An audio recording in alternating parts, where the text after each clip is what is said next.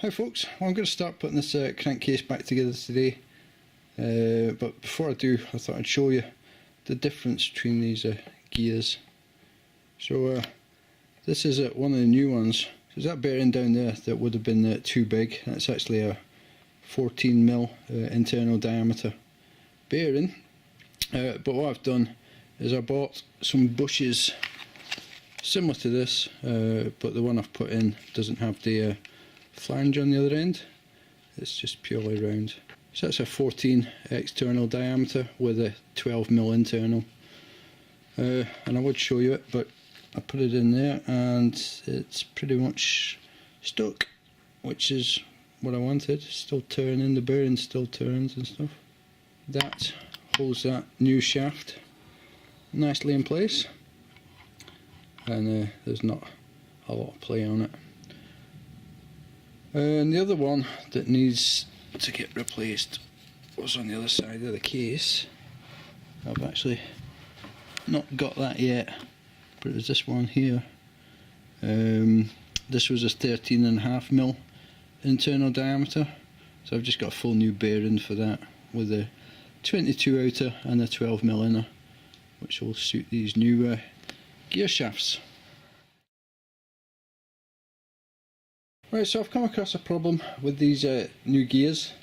The big shaft looks to be alright, but the one I've just put that bloody bushing in, I just noticed down here it doesn't go in as far as this one does. This is the old one, this is a new one. So this shaft is sticking up that too far. So what I'm going to try and do is swap all the gears off here onto this shaft. The bottom one's probably fixed, but as far as I'm aware they're the same size. Right, so I've had a look at the figures I wrote down on the back of an envelope when I was ordering the new gears, and it looks like to reuse the old shaft, all we'll have to do is swap these top two. Everything else should be the same. So I'll go ahead and swap these over, and then I'll need to pull that bushing out that I put in. That's pretty well jammed in solid. I'll just try and use one of these captain bolts, whatever they're called. So I've just pushed that wall bolt into the hole and tightened it up so it's tightened up on the inside of that bushing. Now I'm just starting to pull it. You see I've pulled out a little bit. So what I've done, I've got this piece of flat bar, drilled a hole in it, I've just let it across the top and then tighten a nut down on top of it, and it should gradually just pull that thing out.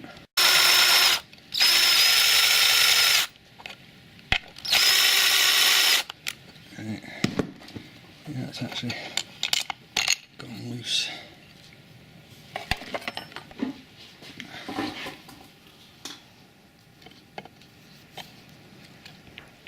Right.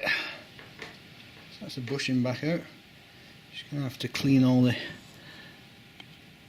crud out that I've just dropped in it again.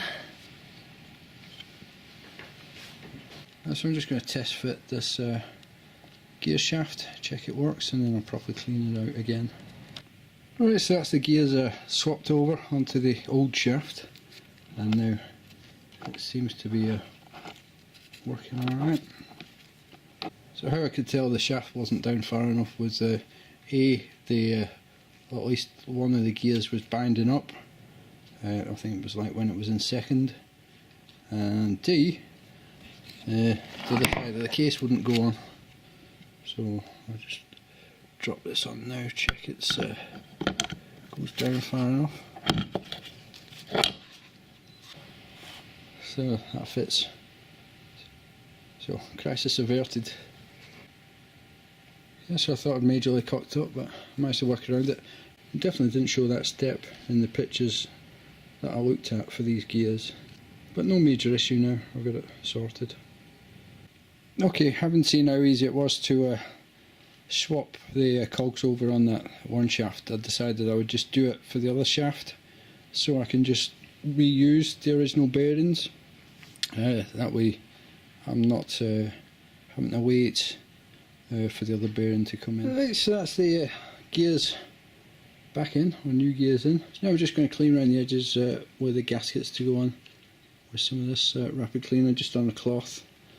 And then just going to use some of this Loctite flange sealant just to smear some on the edge there, and then fit the new gasket onto that. Hopefully give it a good seal.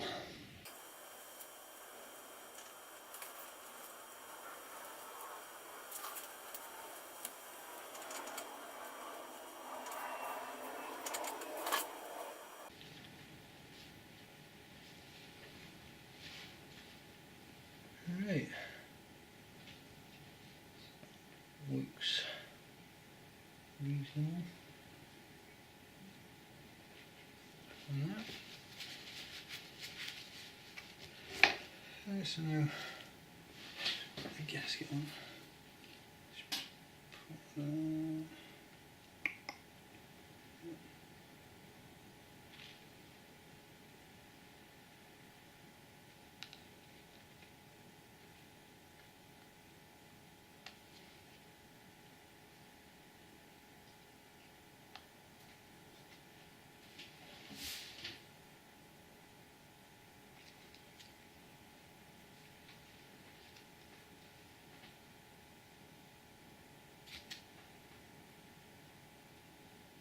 Line it up with all the holes.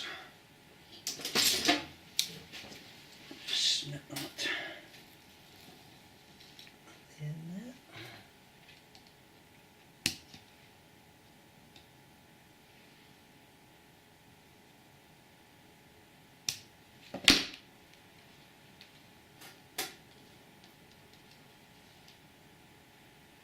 Seated on it. Now we're just going to do the same on this side. Just give this a little spray down.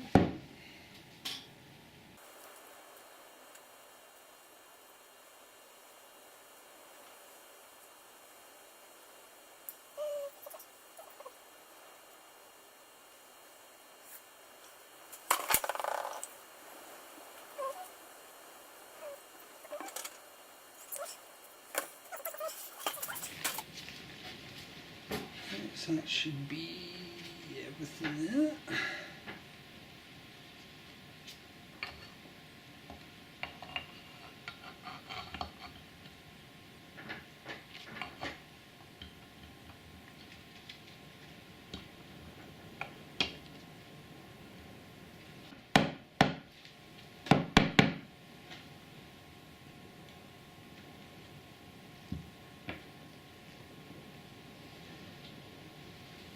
Right, so just need to bolt that back together, hopefully.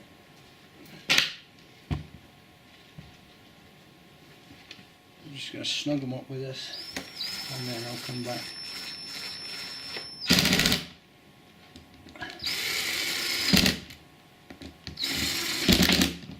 And tighten them by hand. Right, so I had a slight issue with kickstart gear. The shaft wasn't positioned right. I'd missed out a washer, so now got that sorted. I'm just going to drop a wee bit of engine oil on here, so that's lubed up. I say a bit, I mean quite a lot. So the gears are now working. So now I'll put these gears back on.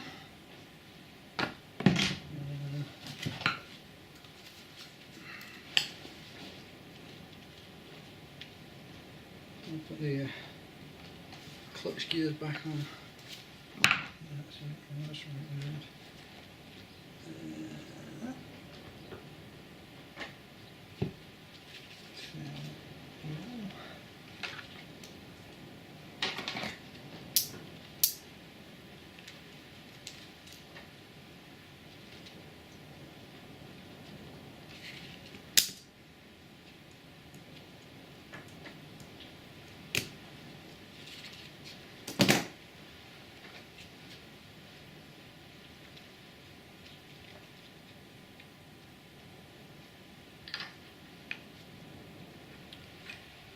So that's the clutch and everything back in now. So basically all I've got to do is just close the cover and bolt it up.